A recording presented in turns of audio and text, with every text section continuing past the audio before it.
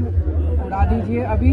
और देखिए जितना तांता बीजेपी की तरफ लगा हुआ ये सारा खत्म हो जाएगा। कोई बीजेपी ज्वाइन नहीं, बीजेपी के अपने जो नेता हैं आज आप देख लीजिएगा, शाम तक शायद शिवराज सिंह चौहान और वसुंधरा राजे अपनी अलग पार्टी बना लेंगे अगर आज पीएमएलए का सेक्शन 45 आप उड़ा दें।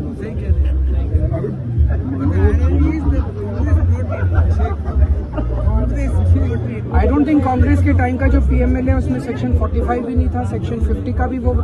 सेक्शन, वो तो वकील साहब है, ये बताएंगे।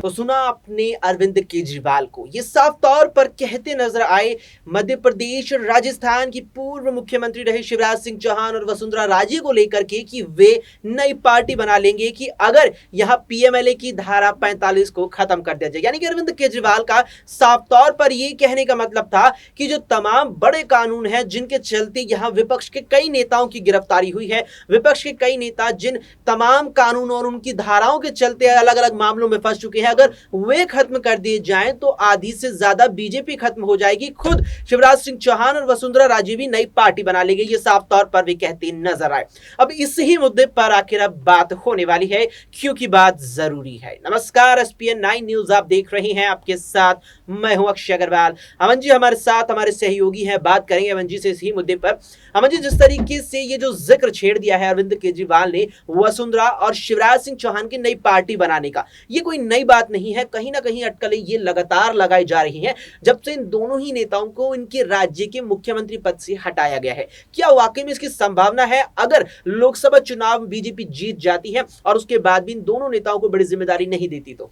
देखिए, बिल्कुल मुझे याद आता है कल्याण सिंह का वो दौर जब सबसे मजबूत मेरे ख्याल में मुख्यमंत्री थे उत्तर प्रदेश की राजनीति में। उनका सबसे मजबूत चेहरा था, कद था, और बाबरी विध्वंस में सबसे बड़ी भूमिका के तौर पर उनको देखा गया था। लेकिन एक वक्त ऐसा आया कि उनका जो मोह था वो बीजेपी से भंग होता है, वो अपनी अलग पार्टी बनाते हैं और अलग तरह की राजनीति करने का प्रयास करते हैं। लेकिन आखिरकार उनको तमाम चीज़ों को देखते हुए और तमाम चीज़ों को समझते हुए उनको बीजेपी में आने को मजबूर होना पड़ता है। मुझे याद आता उमा भारती का दौर कि जब वो सीएम पद पे थी, हटती हैं, उसके बाद फिर एक अलग राह पे जाने की जो है प्रयास करती हुई दिखाई पड़ती है। लेकिन जब कोई चारा उनके पास नहीं होता तो घूम फिर के फिर वो बीजेपी में आ जाती हैं। केशुभाऊ पटेल जो हैं गुजरात के, उनको भी हमने बागेश्वर उनके भी देखे थे, वही मुख्यमंत्री रहे और उसके बाद वो वापस बीजेपी में आ जाते हैं। तो मेरा कहने का अर्थ ये है अक्षय कि तमाम बार यहाँ पे बागेश्वर देखे गए बीजेपी के जो नेता हैं, मुख्यमंत्री हैं, लेकिन घूम फिर के जो उनको फिर बीजेपी में आना पड़ता है, क्योंकि बीजेपी की जो विचारधारा है वो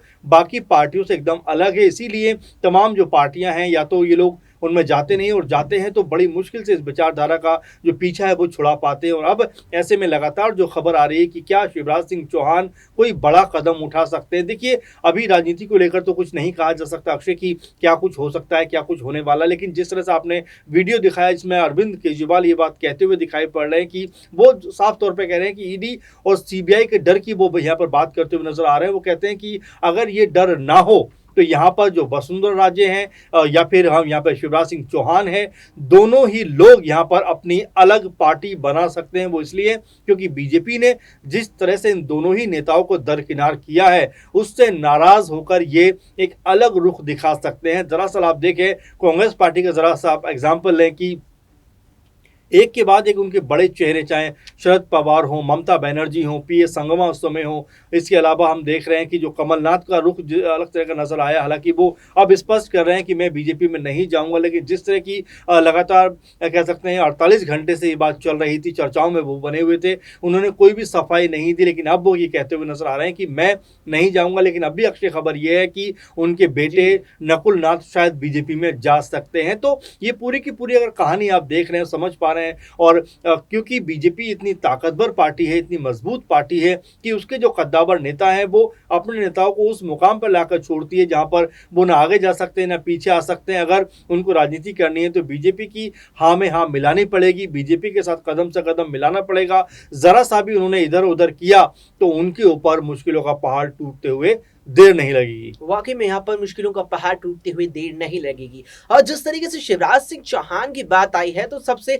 दिग्गज नेताओं में शुमार है बीजेपी के, क्योंकि जिस तरीके से शिवराज सिंह चौहान को मध्य प्रदेश की मुख्यमंत्री की कुर्सी से मर्तबा नहीं दी गई, उसका आधार बना 2018 में पार्टी की हार, जो शिवराज के चेहरे पर ही चुनाव जहां बीजेपी ने लड़ा था। लेकिन कहीं ना कहीं बीजेपी ने लगता है कि इस बात को नजरअंदाज किया कि 4 बार शिवराज मुख्यमंत्री रह चुके हैं मध्य प्रदेश के, और भारतीय जनता पार्टी ने 2008 और 2013 के राज्य विधानसभा चुनाव शिवराज के ही चेहरे पर लड़े भी थे और जीते भी थे। ऐसे में मंजू, जिस तरीके से शिवराज सिंह चौहान को लेकर बात चली है, तो जो वर्तमान में उनकी स्थिति है या जो जिम्मेदारी बीजेपी के द्वारा उन्हें दक्षिण भारत में बीजेपी के झंडे को और गहराई तक मजबूती से गाड़ देने की दी गई है, क्या लगता है कि ये जिम्मेदारी जानबूझ करके दी गई है? क्योंकि ये वो जिम्मेदारी है जिसे खुद प्रधानमंत्री नरेंद्र मोदी का नाम और काम भी अब तक बखूबी नहीं कर पाया। देखिए बिल्कुल, और अभी बीते 5 राज्यों के चुनाव की बात करें तो सब लोग ये बात कहते हुए नजर आए कि भाई मोदी मैजिक ने काम किया, मोदी मैजिक ने जो है तीनों जो राज्य थे, खासकर राजस्थान, मध्य प्रदेश और छत्तीसगढ़,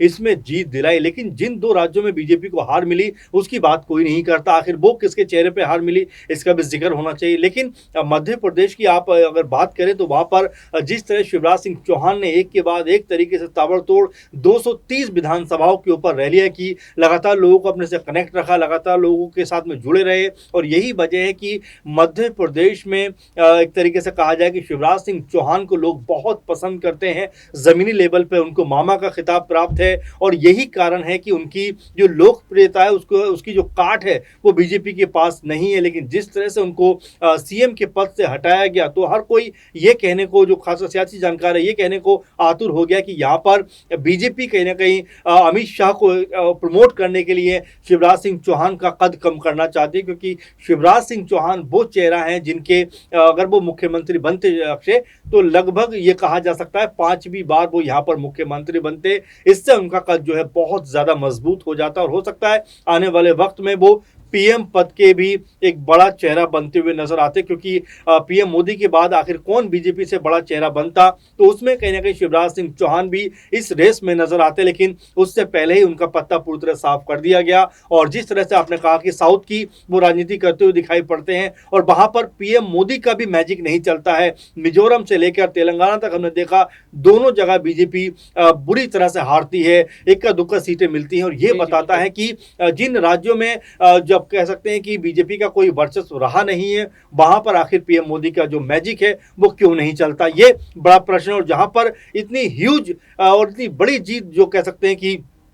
बीजेपी दर्ज करती हुई नजर आती है, खासकर हम मध्य प्रदेश की बात करते हैं, तो वहां पर आखिर क्या ऐसी मुश्किल आ पड़ती है, क्या ऐसा होता है कि शिवराज सिंह चौहान को ही गद्दी से एक तरीके से हटा दिया जाता है, मोहन यादव नए नवेले मुख्यमंत्री बनाए जाते हैं, जिनके ऊपर तमाम सारे आरोप अब लगते हुए नजर आते हैं। कभी वो हिंदू मुस्लिम की बात करते हुए नजर आते हैं, कभी लाउड स्पीकर उतारने की बात करते हुए नजर आते हैं, कभी जो बुलडोजर चलवाते हुए नजर आते हैं, कभी उनके कह सकते हैं शासनकाल में जो बहुत ज्यादा मशहूर व्यक्तित्व हैं, चाहे पटेल हो, अंबेडकर, उनके ऊपर विवाद खड़ा होता हुआ नजर आता है, लेकिन उनकी जुबान खामोश रहती है। इसके अलावा हमने देखा हरदा में किस फैक्ट्री का विस्फोट होता है, वहां पर कितने लोग अपनी जान गंवा देते हैं। तो ये कई सारे ऐसे पहलू हैं जो कहीं ना कहीं जो मोहन यादव सरकार है उनको कटघरे में खड़ा करते हैं, वहीं शिवराज सिंह चौहान की याद दिलाते हैं, और साथ में लोग भी याद करते हैं कि हमने तो भाई शिवराज सिंह चौहान को ध्यान में रखकर ये जो है बीजेपी की सरकार यहाँ बनवाई थी, लेकिन आपने उनको ही दरकिनार कर दिया। तो ऐसे में सवाल यही है कि लोकप्रियता के मामले में शिवराज सिंह चौहान का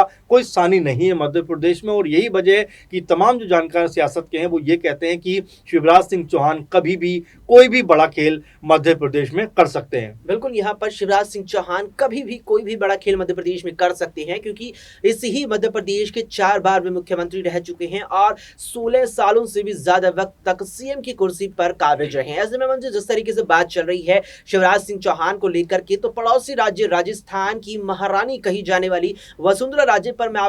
आपसे एक आखिरी छोटा सा सवाल लेना चाहूंगा कि वसुंधरा जिस तरीके से चुनावी नतीजे आने के बाद से खामोश नजर आ रही हैं, क्या वे इस इंतजार में है कि अगर बीजेपी जीतती है लोकसभा चुनाव तो उन्हें कोई बड़ा मंत्रालय देगी यहां पर केंद्र में, और अगर नहीं देती तो क्या वे अपने स्टैंड आगे रख सकती है? देखिए बिल्कुल, आपने सही कहा कि मौके पर ही चौका मारना होता है, और वसुंधरा राजे राजनीति की काफी समझ रखती हैं, 2-3 बार मुख्यमंत्री रही राजस्थान की, उनको अच्छे से पता है कि कब कौन सा दाव चल रहा है, कब कौन सा दाव खेलना है, और यही वजह है कि पूरी पूरी तरह उन्होंने चुप्पी साधी हुई है, कोई बात उनकी जुबान से आप सुन नहीं पा रहे हैं, कोई बयान उनका नहीं देख पा रहे हैं। तो ऐसे में ये जो खामोशी होती है अक्षय, ये बहुत खतरनाक होती है। कई बार कहते हैं कि समंदर जितना खामोश नजर आता है, लेकिन अचानक इतना उबाल उसमें आ जाता है कि वो सुनामी लेकर आ जाता है। तो क्या वसुंधरा राजे की जो खामोशी है बीजेपी के लिए एक बहुत मुश्किल घड़ी लेकर आने वाली है, क्योंकि ना सिर्फ राजस्थान, ना सिर्फ मध्य प्रदेश, बल्कि तमाम जगह पर कहीं ना कहीं बीजेपी के लिए एक जो है ऐसा माहौल बनता हुआ दिखाई पड़ रहा है जो बीजेपी के लिए आने वाले वक्त में मुश्किलें खड़ी कर सकता है। कुल मिलाकर राजे और शिवराज सिंह चौहान का क्या कुछ आने वाले दिनों में स्टैंड रहने वाला है, इसके ऊपर निगाहें सबकी बनी हुई है। लेकिन हाँ, ये जरूर कहा जा सकता है कि बीजेपी के लिए ये दोनों नेता बड़ी मुश्किल और बड़ी चिंता खड़ी कर सकते हैं। बिल्कुल, यहाँ पर दोनों ही नेताएं यहाँ भारतीय जनता पार्टी के लिए बड़ी मुश्किल खड़ी कर सकते हैं, और केवल अपने अपने प्रदेश में नहीं बल्कि अगर उत्तर भारत के हिसाब से भी देखा जाए तो बीजेपी का जो पूरा सीटों का समीकरण है लोकसभा के मद्देनजर, उसको भी ये नेता बिगाड़ सकते हैं अगर यहाँ इनसे बना करके नहीं रखी गई। अब देखना है कि लोकसभा चुनाव की तारीखों का ऐलान जल्द ही होगा, साथ ही बीजेपी तमाम सीटों पर अपने उम्मीदवारों की घोषणा यहां पर करने वाली है। उसमें क्या शिवराज और वसुंधरा को यहां मौका मिलता है या नहीं, और उसके बाद क्या कुछ उनका पार्टी को लेकर के रुख रहता है। साथ ही इस पर आपकी क्या कुछ राय है, हमें कमेंट बॉक्स में कमेंट करके जरूर बताएं। फिलहाल के लिए इस पेशकश में इतना ही। देश और दुनिया की तमाम खबरों के लिए आप देखते रहें SPN 9 न्यूज।